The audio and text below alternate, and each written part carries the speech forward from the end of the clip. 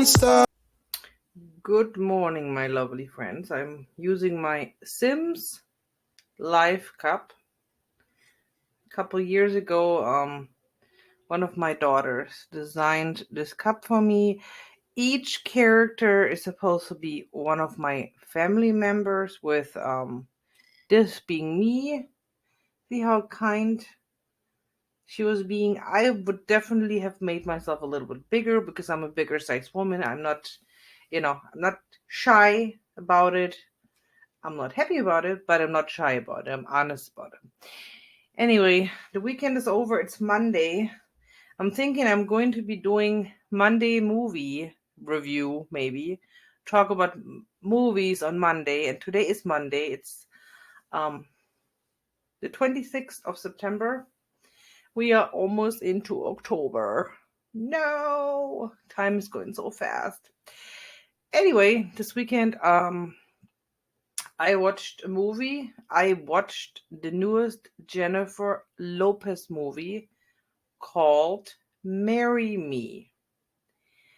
And I was just like, it was definitely not one of her bestest movie, if that is even a word, bestest, one of her best movies. And I have some critique and I also have some compliments about the movie. So even if you're not a Jennifer Lopez fan, you can just keep on watching.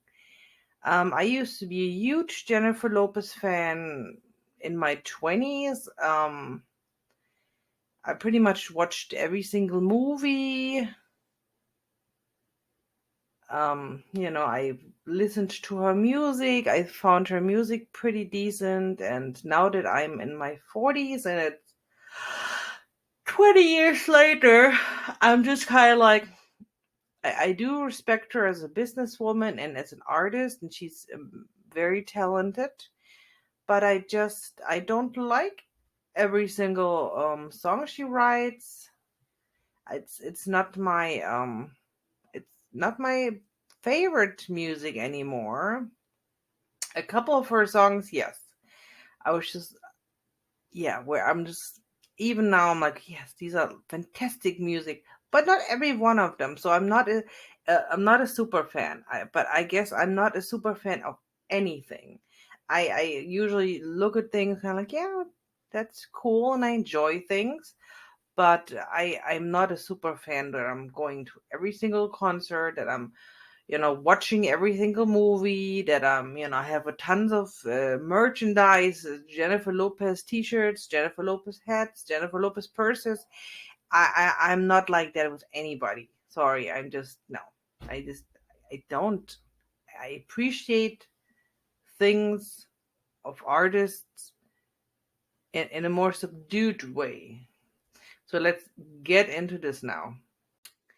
Anyway, my friends, Jennifer Lopez was born July 24th, 1969. So she's 53 years old. She was born in Castle Hill, New York. I'm assuming that is maybe a suburb of New York. I have never been to New York. I always, that's like my on my bucket list, that I want to visit New York one time in my life, and I want to visit all these sites that you usually only see on TV.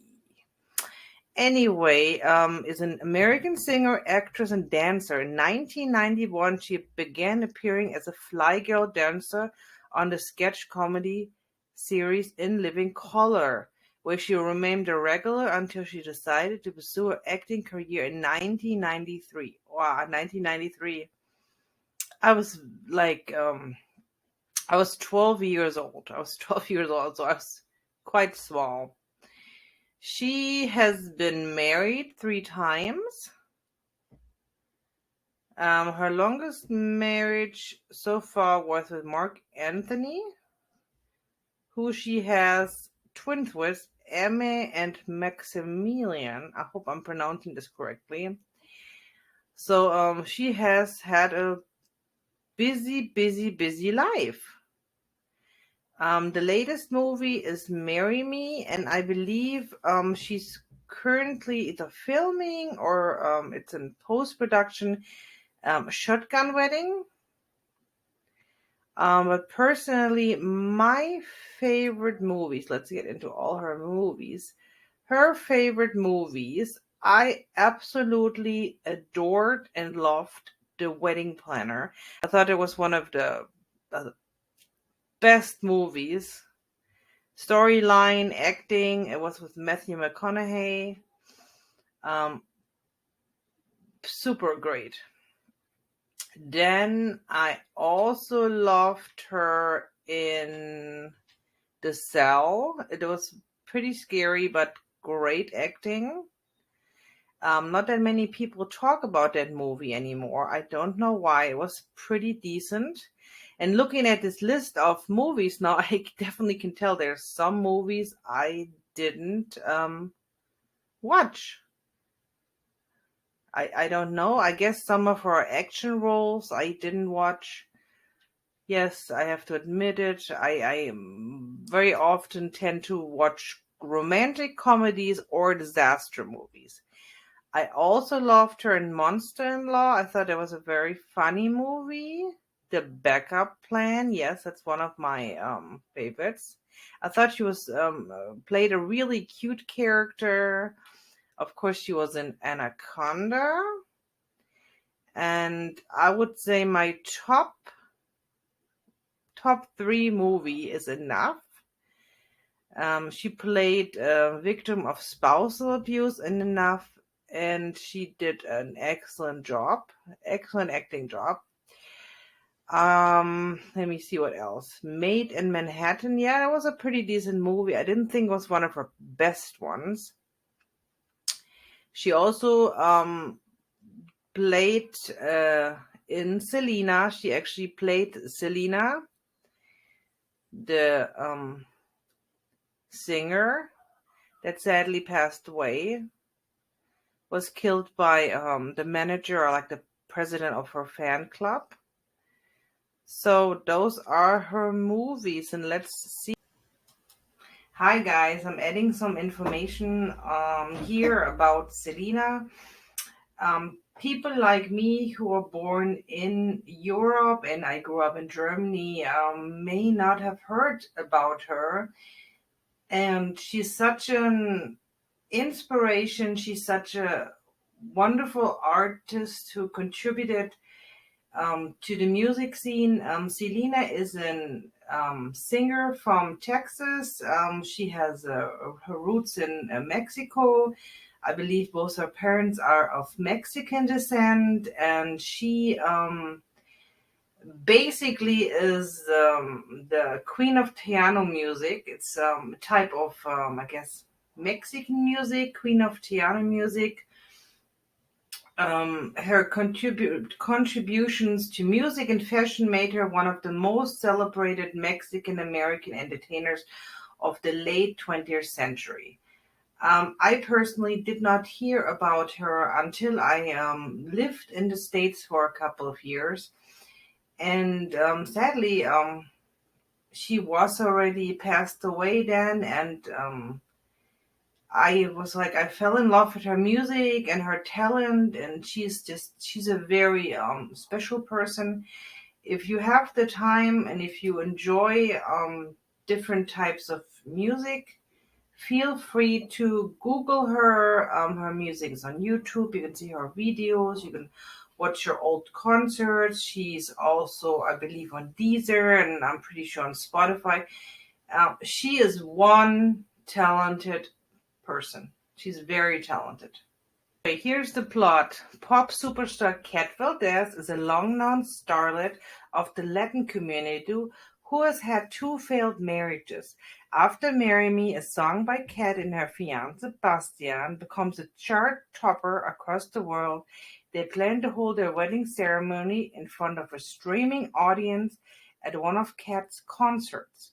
Charlie Gilbert, a divorced math teacher, is guilt-tripped into attending the concert with friend Parker and daughter Lou, who has lately been less enthusiastic with her father. Of course, she's a teenager.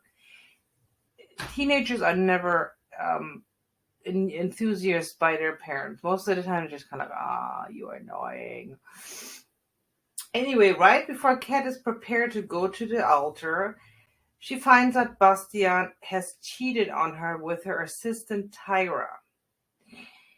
Anyway, Kate is brokenhearted, and she decides to marry Charlie, which is super, super odd to me. But it's a movie, obviously. I couldn't marry somebody just like that. No, I couldn't. Anyway,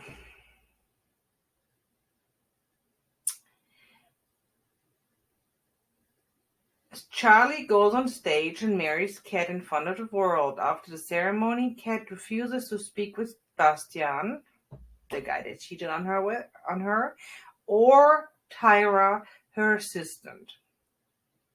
The two are awkward and polite to each other before Kat goes home with a broken heart. The media is in frenzy, speculating about Kat's mental state. Obviously, she just married a complete stranger. Kat decides to stay married to Charlie for a few months to put a positive spin on the situation. He reluctantly agrees, not wanting to cause a stir in either of their personal lives. Charlie poses for media appearances, though he's uncomfortable with it, yes. Anyway, they get to know each other, they spend time together, and they slowly realize that they're pretty meant for each other, I guess. Meant for each other, but I guess they're so different. He's very quiet, and he's a little bit of a nerd. She's a diva and fashionista, and anyway, a lot of things happen, and of course, obviously, in the end, they will get together.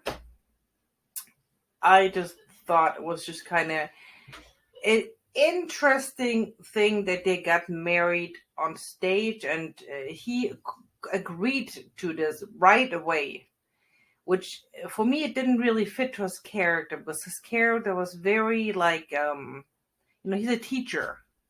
Teachers usually are very thoughtful, and they think through their actions, and they do a lot of planning, and in that moment he just agreed to it. I guess maybe to not cause a stir. Maybe he was just overwhelmed. So that was kind of it didn't quite fit to his character, the way they portrayed him, because he was definitely not a risk taker in the movie. He was very I don't know, like a dad vibes, enjoys math and is a teacher, is responsible, and dresses very, clean cut, a little bit on the boring side personally. Anyway, they picked Jennifer Lopez as the main character and Owen Wilson as Charlie. I don't know if I would have picked Owen Wilson. I don't know. When I hear Owen Wilson's voice, I can't think of him without him being in that Cars movie, and I keep hearing Kachow in my head. So anytime he's doing something romantic on screen, I all hear is Kachow, I am Speed. And I'm just like, no, Owen Wilson, why did you have to do this to me? I cannot take you serious anymore. And of course, Maluma played her fiance Bastian. I love Maluma. Excellent musician. It's very talented. And then John Bradley also played in the movie. Yes, John Bradley is known for Game of Thrones. And anytime I see him now, I love it. He played Samuel Tarly in the HBO series Game of Thrones, and I love John Bradley. I'm gonna save this picture and insert this picture here. And when I'm done editing, it's just, I don't, there's something about John Bradley. He is super cute. I don't know. He's super cute. Let me see some background information of John Bradley. He's an English actor, of course. Maybe that's what, that's what helps the English accent. It's very, sexy. He is, yeah, he is 34 years old. He's from Manchester. Wow. Yeah, he is a cutie pie, and he just gives me a warm feeling. Like he seems to be this type of person who you could be like, "Hey, John, would you like to have a cup of tea, sit down, and maybe just have a chit chat?" You feel comfortable. You could feel comfortable with. So anyway, when I saw him, I was really happy, and I was just like, "Oh, how nice!" And he's been in several movies lately. Like he's been in Moonfall, and now he's been in Marry Me, and he's also going to be in The Railway Children Return. I completely, I loved Moonfall. It was a good movie, and he is just something else. It's like my famous people crush. And while other people have a crush on Owen Wilson, and they're like, "Oh, Owen Wilson is so cute and stuff," and I know I love John Bradley. He's cute. He's cute. Anyway, the movie obviously ends with them getting together, because all movies always end with people getting together. I never seen a romantic comedy where they don't get together and that's it. I guess there's one movie on Netflix. I think it's called The First Time We Met. They don't get together. They actually, I think, other people in the movie get together. You think the main people are going to get together, and then it ends up other people. Anyway, that's my little review of Marry Me. I hope it made sense. It's the first time doing this, and it's just, I'm all over the place. It's not really working out. It's Monday. I'm not concentrated enough. I only had one cup of cappuccino. It's just, it is what it is. I give the movie a 3 out of 5 stars, and only because I just couldn't see Owen Wilson with Jennifer Lopez. Owen Wilson is a lovely actor. He's not a bad actor at all. I don't know. Ka-chow. Sorry. There's roles an actor takes. And for the rest of his acting career, people see him in that role. I just, sorry, I see him in cars now, and I keep hearing ka-chow in my head. So for me, it's not, he's not a heartthrob, not a, oh, he's so, sexy. No, ka-chow. It's like, and then I hear this voice, and I'm just like, oh no, please. It's just, some actors are like that. For me, that just, they play a certain role, and you can't unsee it. You can't, like Harry Potter. I'm sorry, Daniel Radcliffe. When I see Daniel Radcliffe, I keep thinking about Harry Potter, and he has such a specific look, and it's just the movies that he makes now. He's very talented, and I can't unsee it. I can't envision him with a wand and Harry, Hogwarts clothing.